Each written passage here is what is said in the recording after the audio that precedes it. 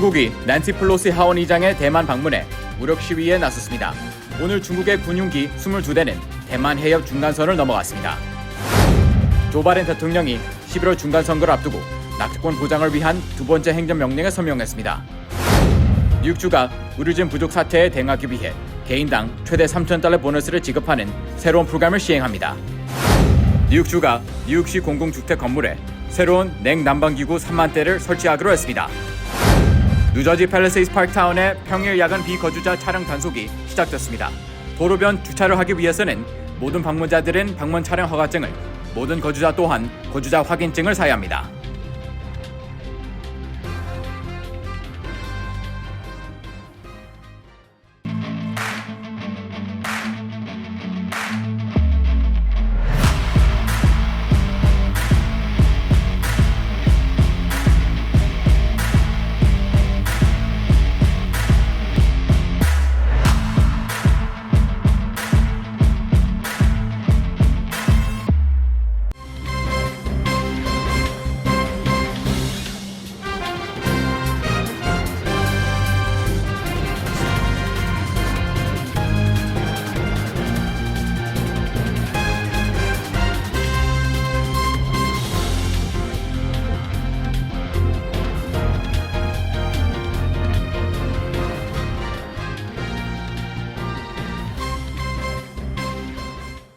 여러분 안녕하십니까?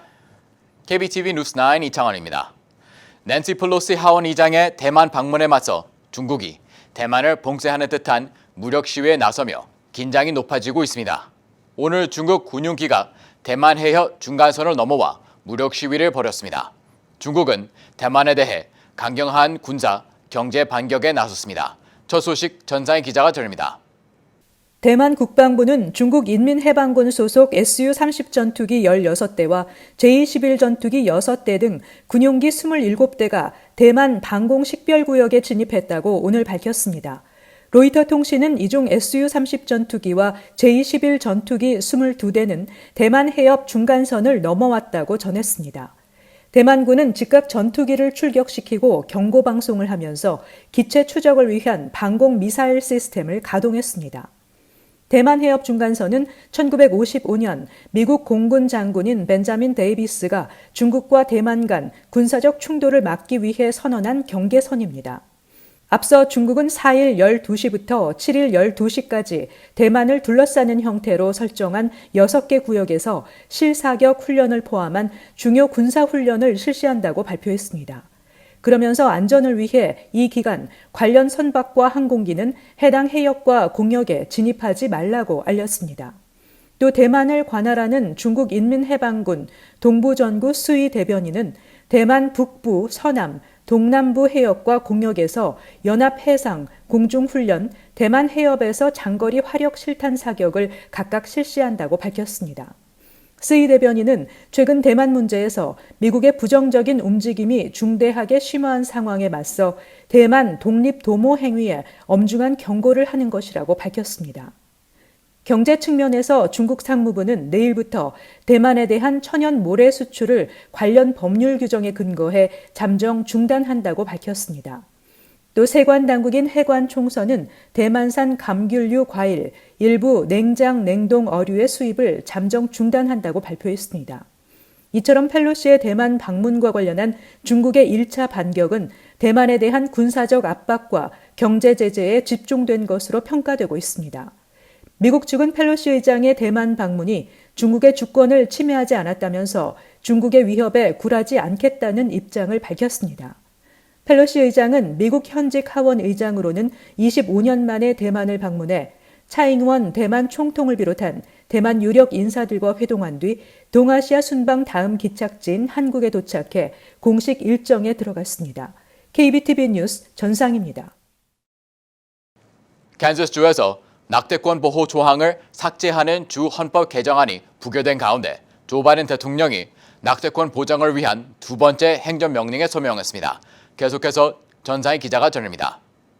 정부는 연방대법원이 지난 6월 낙태권을 보장한 판결을 공식 폐기하면서 진보 진영 유권자들이 11월 중간선거를 앞두고 낙태권 이슈를 중심으로 결집하는 모습을 보이자 추가 대응에 나섰습니다. 행정명령은 의료기관이 차별을 금지한 연방법을 준수해 임산부에게 필요한 의료 서비스를 지체 없이 제공하도록 하는 내용을 담고 있습니다. 이는 낙태 가능성을 이유로 임산부에 대한 치료를 거부하는 것은 차별에 해당하는 만큼 이런 상황이 발생하지 않도록 보건복지부에 감독하라는 취지입니다.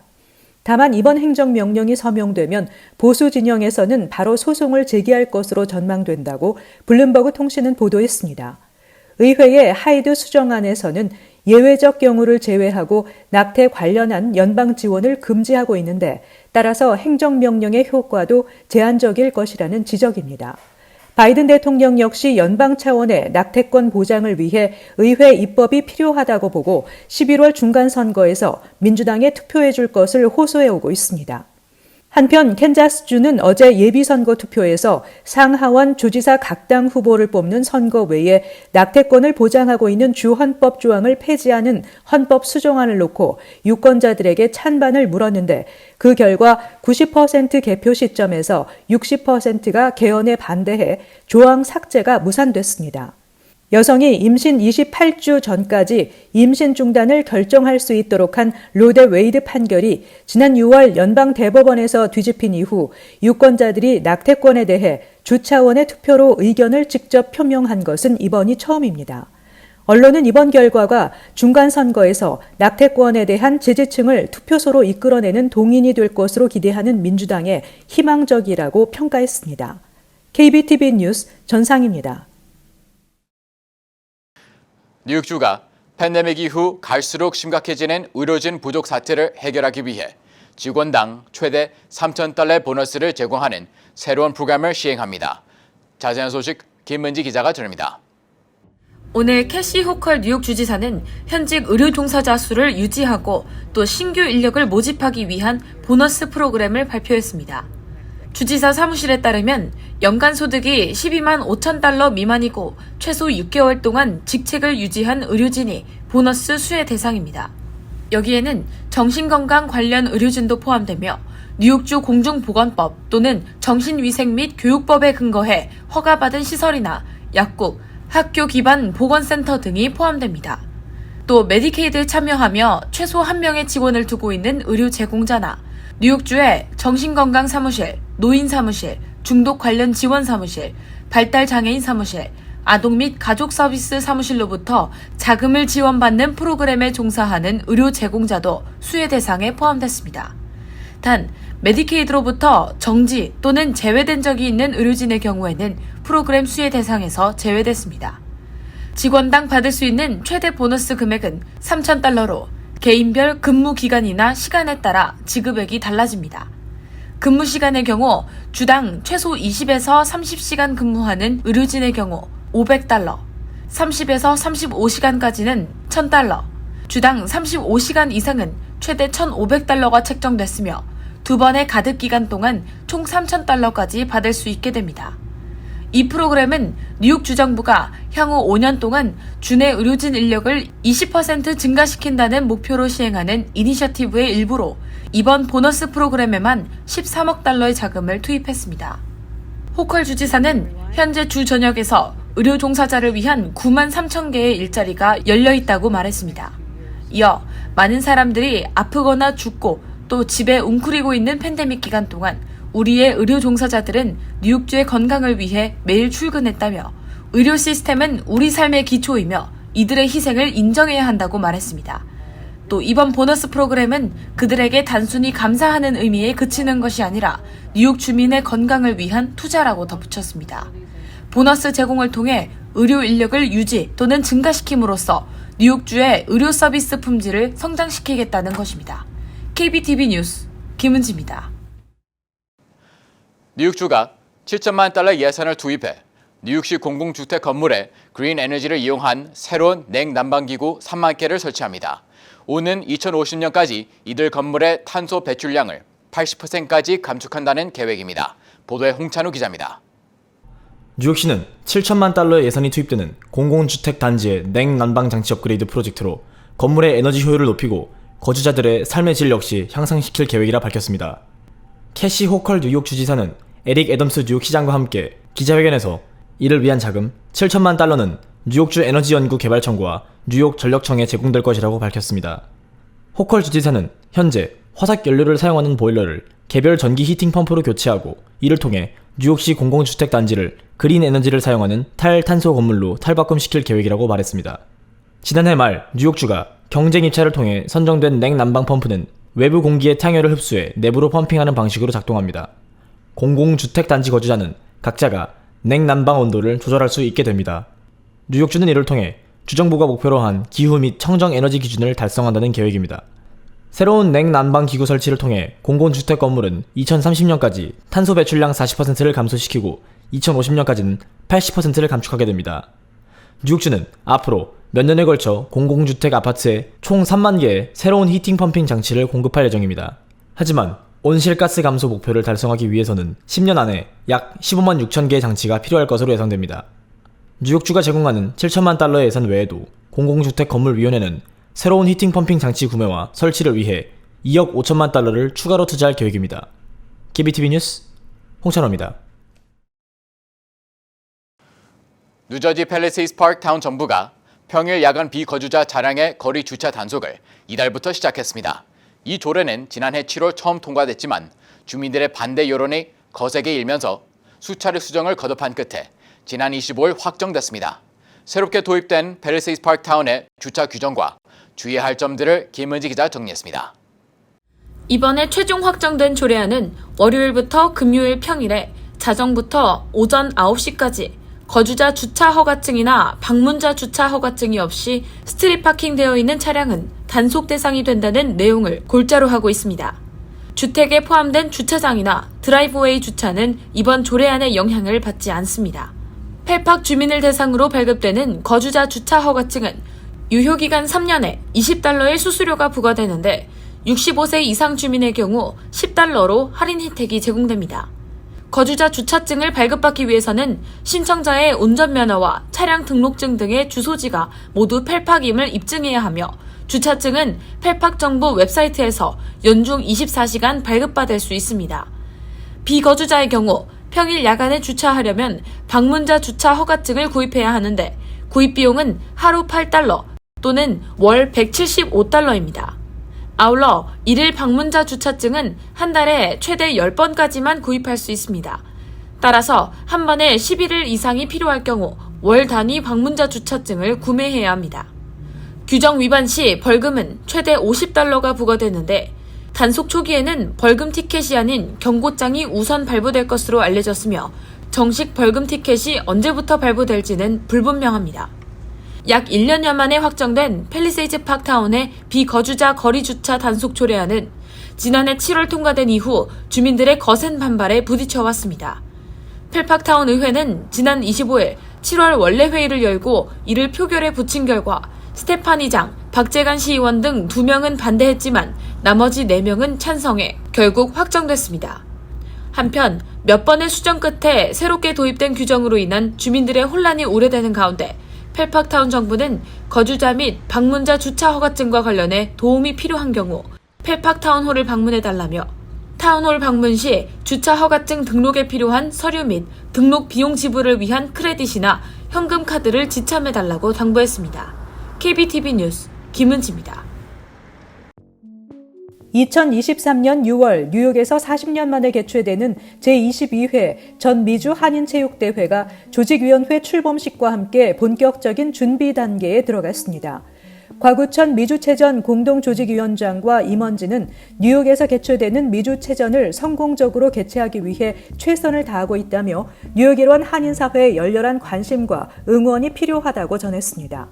미주체전 조직위 출범식은 오는 11일 오후 7시 퀸즈 베이사이드 뉴욕 한인 봉사센터에서 열립니다. 이날 조직위원회는 출범식에서 조직위 구성원 50여 명과 앞으로 대회 준비 계획 등을 소개할 예정입니다. 조직위 출범식 이후에는 오는 10월 한국 울산에서 펼쳐지는 전국체육대회 답사, 자원봉사자 모집, 후원의 밤 등 공식적인 활동을 이어갈 예정입니다. 뉴저지주에서 은행 송금을 할 때 제일 서비스를 이용하는 주민들은 사기범들의 접근을 조심해야 할 것으로 보입니다. 제일 사기 피해자는 수년 전부터 급격히 증가하고 있습니다.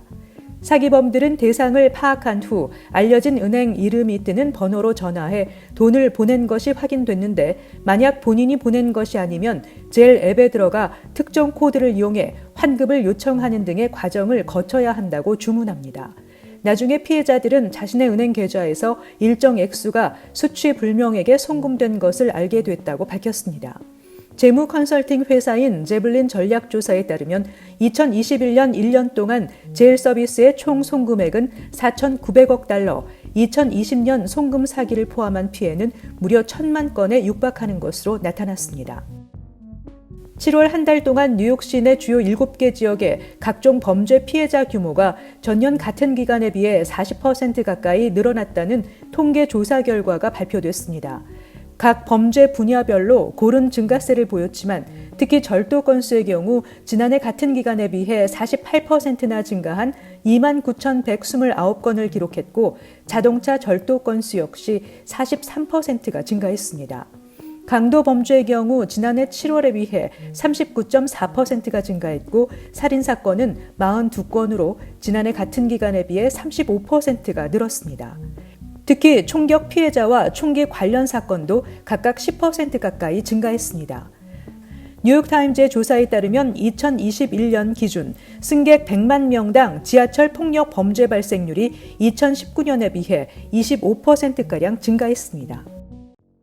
노동부가 공개한 6월 구인 이직 보고서에 따르면 6월 미 기업들의 구인 건수는 1,070만 건으로 전월보다 60만 5천 건 감소했습니다. 3개월 연속 감소세로 지난해 9월 이후 가장 낮은 수준입니다. 지난 6월 감소폭은 코로나19 사태 초기 2달을 제외하면 20여 년 전 관련 통계를 집계하기 시작한 이후 가장 컸다고 뉴욕타임즈가 보도했습니다. 업종별로는 소매업에서만 전체 구인 건수 감소폭의 절반 이상인 34만 3천 개가 줄었습니다. 다만 1,000만 건이 넘는 구인 건수는 역사적으로 여전히 매우 높은 수준이라고 언론들은 지적했습니다. 6월 고용 건수는 637만 건으로 5월보다 2% 감소했고 퇴직자 수는 420만 명으로 큰 변동이 없었습니다. 잠시 후 커뮤니티 브리핑을 전합니다.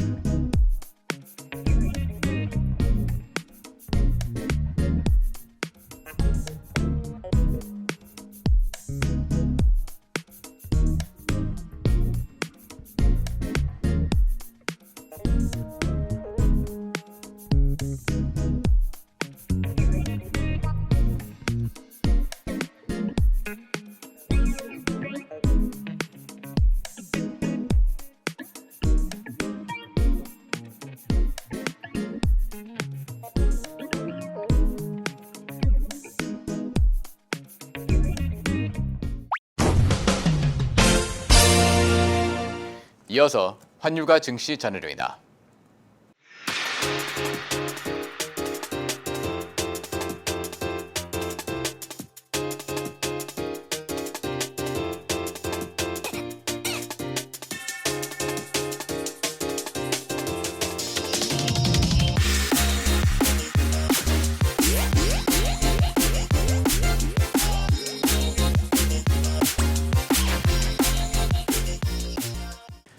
잠시 후 뉴욕과 뉴저지 날씨 전해드립니다.